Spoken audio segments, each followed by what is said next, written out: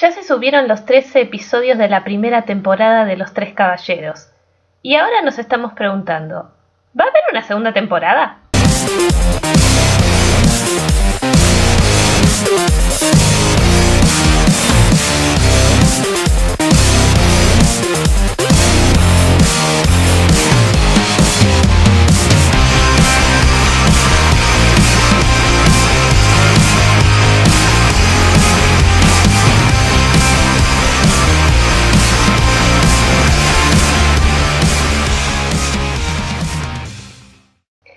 Ya se filtraron todos los episodios de esta primera temporada y pudimos disfrutar de un final de lo más épico.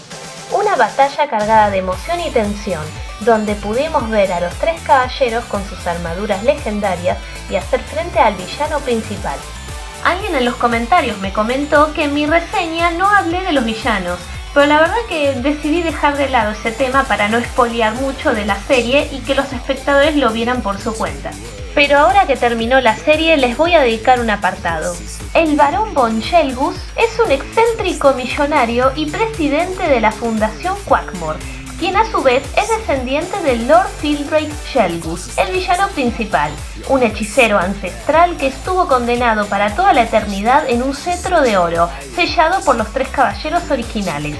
Von Shelgus fue interpretado por Wayne Knight, bien reconocido por películas como Jurassic Park, Space Jam o la serie de Seinfeld, y en el mundo de la animación es conocido como la voz de Tantor, el elefante de Tarzán, además de otros papeles. Mientras que Lord Fildrake fue interpretado por Kevin Richardson, conocido como la voz de Destructor en Las Tortugas Ninja 2012 o el Guasón en la serie de Batman del 2005. Lord Fildrake y su descendiente estuvieron viajando por el mundo para reclutar aliados o buscar tesoros legendarios, para frustrar los planes de los tres caballeros y cumplir su objetivo de conquistar el universo. En el último capítulo, después de que Shelgus consigue los amuletos de los tres caballeros, Fildrake recupera su forma original y usa sus poderes para alterar la realidad. Al no tener sus amuletos, los tres caballeros están en desventaja, pero son contactados por Blasevik, un antiguo mago cuyo poder los había protegido a través de sus amuletos. Así los caballeros consiguen nuevos poderes para derrotar a Lord Fildrake y sellarlo nuevamente, pero Shelgus destruye el cetro de oro por el pánico e inadvertidamente restaura todo a la normalidad.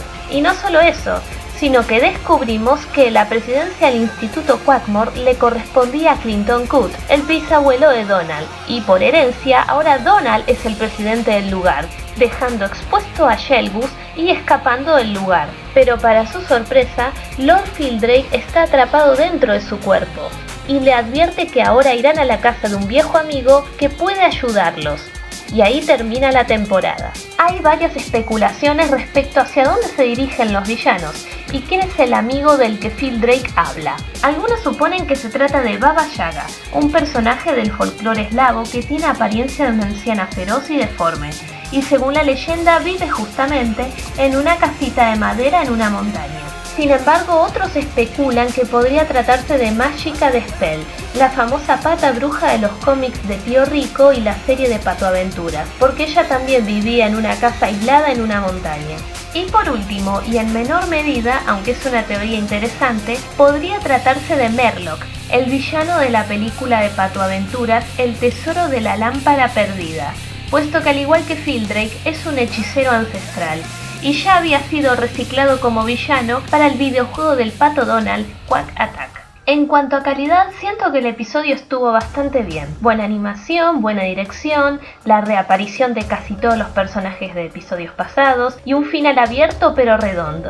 Quizá lo único negativo es que los tres caballeros tuvieran la ventaja de un Deus Ex Machina, es decir, cuando el mago Blasevik aparece de la nada y les da poderes nuevos para enfrentar a Fildrake, porque anteriormente no había aparecido este personaje. Espero que en la segunda temporada hablen más de Blasevik. Y haciendo un balance final de la serie, sería bastante positivo. No es perfecta, porque a veces la animación decae, algunos episodios son más aburridos que otros, y a algunos personajes les faltó desarrollo, como José y Panchito. Pero me atrevo a decir que es una de las mejores series que sacó Disney en los últimos años, junto con Gravity Falls y la nueva versión de Pato Aventuras. Tiene personajes carismáticos, aventura, acción, buena comedia y drama. Pero lo que más me gusta de esta serie es que no es pretenciosa, pero tampoco te vende cualquier cosa.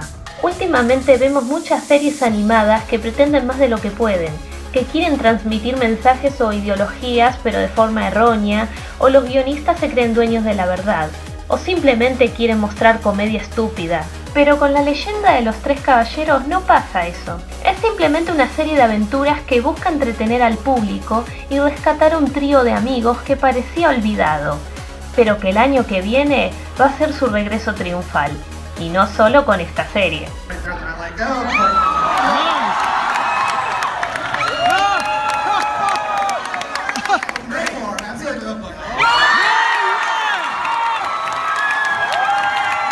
Soy Angie Violence y espero que lo hayan disfrutado.